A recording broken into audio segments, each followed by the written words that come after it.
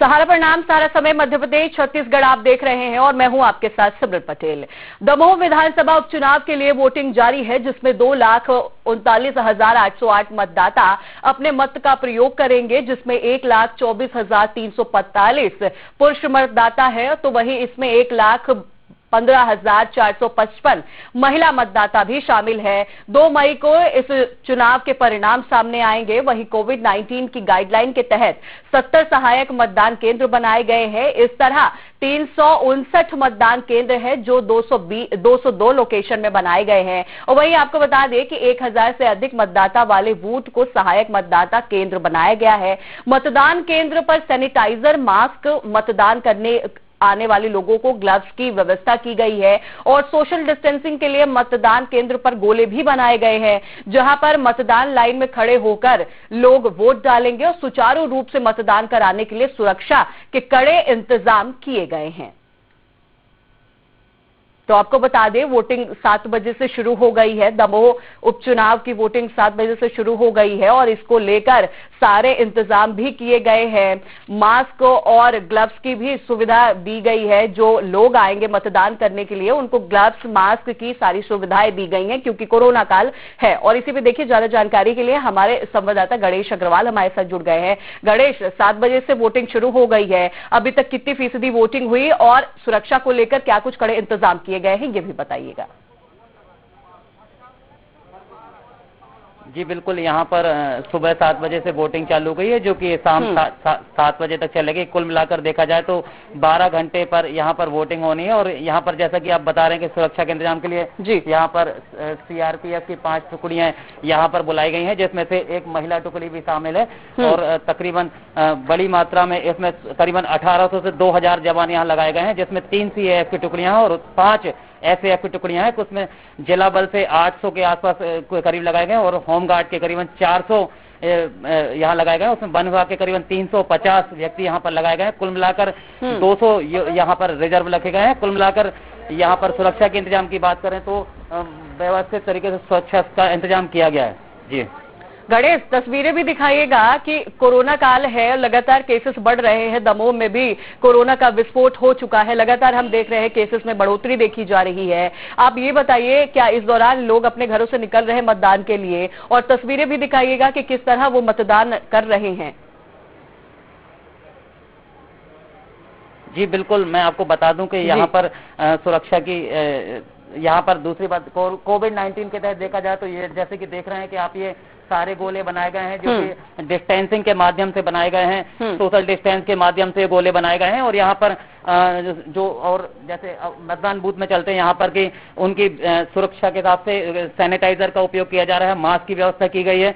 और कहीं ना कहीं जब वो वोट डालने के लिए जाते हैं तो थंब में उनको ग्लव्स दिया गया है, तो जिससे इन्फेक्शन का खतरा बना रहे। और जहां तक बात मैं आपको बता दूं कि कोविड-19 की है, तो कहीं ना कहीं जैसे मतदान का प्रतिशत देख रहे हैं, वहां पर लोगों का कम प्रतिशत है और लोग यहाँ पर मतदान करने के लिए घर से उतनी ज्यादा मात्रा में नहीं निकले।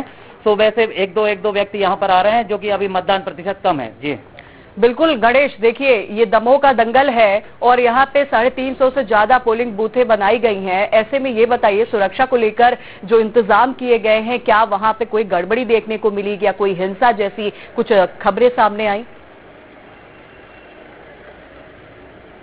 जी बिल्कुल, यहाँ पर जैसे कि आपको बता दें कि 289 पोलिंग बूथ पिछली बार में थे, लेकिन इस बार कोरोना की सुरक्षा को लेकर यहाँ पर 70 सहायक मतदान केंद्र बनाए गए। जो भी मतदान केंद्रों में 1000 से ज्यादा मतदाता हैं, तो उनको 1000 से ज्यादा मतदाता हैं, उनको उनके लिए अलग से सहायक केंद्र बनाए गए, जिनकी संख्या 70 की गई है। तो कुल मिला के 359 मतदान केंद्र बनाए गए हैं और इनके द्वारा ही यहाँ पर मतदान करने वालों को बुलाया जा रहा है। और जहाँ तक हिंसा की बात है, तो यहाँ पर बता दूं कि दमोह में शांतिपूर्ण मतदान होता है, यहाँ पर हिंसा की कोई बात नहीं रहती और लगातार ही यहाँ पर धीरे धीरे लोग मतदान करने के लिए आ रहे हैं।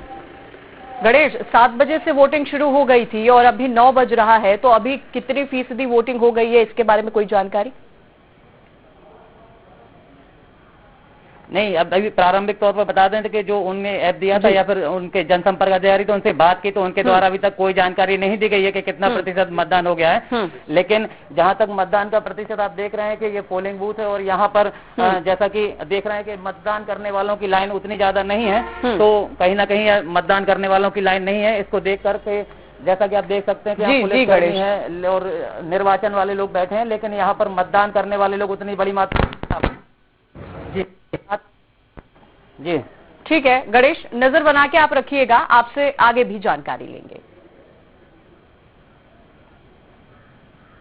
तो आपको बता दें कि दमोह उपचुनाव के लिए मतदान शुरू हो गए हैं, 7 बजे से ही वोटिंग की जा रही है और ऐसे में सुरक्षा को लेकर भी कड़े इंतजाम किए गए हैं। मास्क, सैनिटाइजर और ग्लव्स जैसी चीजों की व्यवस्था की गई है कि ताकि जो मतदान करने आए उनको सुरक्षा के तौर पर ये सारी चीजें दी जाएं, क्योंकि केसेस भी लगातार हम देख रहे हैं दमोह में जिस तरह बढ़ रहे हैं और उसी बीच इस तरह की वोटिंग होना कहीं ना कहीं दोहरी चुनौती हो जाती है प्रशासन और शासन दोनों के तरफ। और आपको बता दें कि दमोह उपचुनाव की वोटिंग शुरू हो गई है और जिसमें 2,29,000 से ज्यादा मतदान अपने वोट डालेंगे। वहीं बीजेपी और कांग्रेस की सीधी टक्कर है। आपको ये भी बता दें कि सीधी टक्कर है और बीजेपी से राहुल लोधी है प्रत्याशी और वहीं कांग्रेस से अजय टंडन है प्रत्याशी। मुकाबला बेहद दिलचस्प है। अब देखने वाली बात होगी कि 2 मई को परिणाम क्या आते हैं और किसके झोली में ये विजय होते हैं, कौन सी पार्टी विजय होती है, देखने वाली बात होगी। और आपको ये भी बता दें 7 बजे से ये वोटिंग शुरू हो गई है और वोटिंग के लिए पोलिंग बूथों पर जो संख्या है वो 350 से ज्यादा पोलिंग बूथ बनाई गई है और लोगों को जब वो आ रहे हैं वोटिंग करने के लिए तो सोशल डिस्टेंसिंग का खास तौर पर पालन कराया जा रहा है।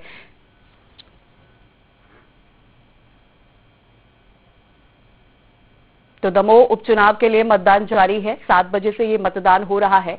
लोग भी अपने घरों से निकल रहे हैं मतदान करने के लिए। 29,000 से ज्यादा मतदाता यहां पे अपने मतदान का प्रयोग करेंगे और कांग्रेस और बीजेपी की सीधी टक्कर है। बीजेपी से प्रत्याशी राहुल लोधी है यहां पर और कांग्रेस से अजय टंडन है। मुकाबला बेहद दिलचस्प है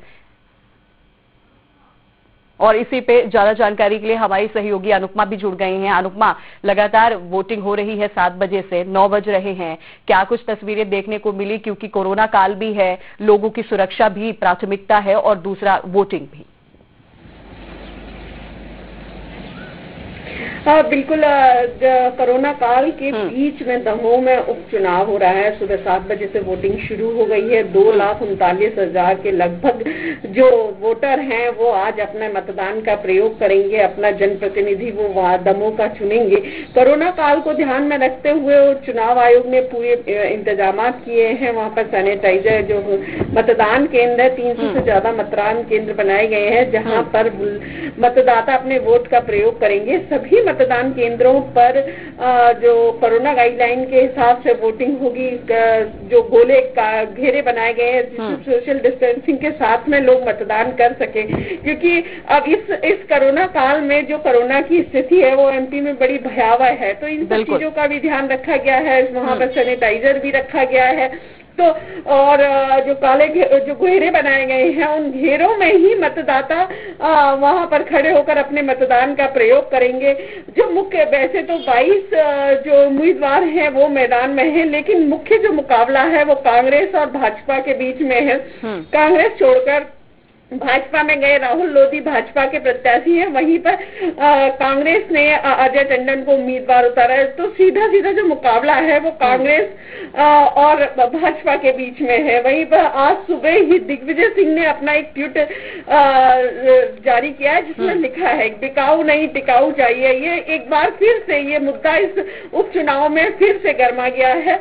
तो लोगों आज जो वहां पर अपना उम्मीदवार, अपना प्रतिनिधि, अपना जनप्रतिनिधि फिर से एक बार चुनने का मौका दमोह की जनता को मिला है। और आज वहां पर मतदान है। सुबह 7 बजे से लेकर शाम को 7 बजे तक वो मतदान लोग कर सकेंगे। और ये जो समय बढ़ाया गया है चुनाव आयोग ने, कोरोना को देखते हुए भी बढ़ाया गया है, क्योंकि भीषण गर्मी है। भीषण गर्मी के साथ साथ में जो कोरोना काल चल रहा है, तो इन सब चीजों को देखते हुए जो समय अवधि है जो मतदान की, वो 1 घंटे यानी कि सुबह 7 बजे से शाम को 7 बजे तक लोग अपने मत का प्रयोग कर सकेंगे।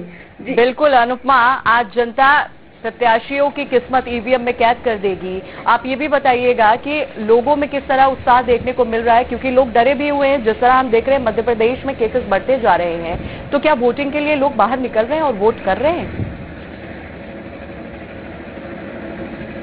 देखिए, कोरोना का जो समय है वो तो सभी को मालूम है कि मध्य प्रदेश में जिस तरह की स्थितियां कोरोना को लेकर हैं, वो बड़ी चिंता की हैं। लेकिन मतदान का प्रयोग, मतदान एक मत अधिकार भी है मतदाता का, उसका प्रयोग हर मतदाता को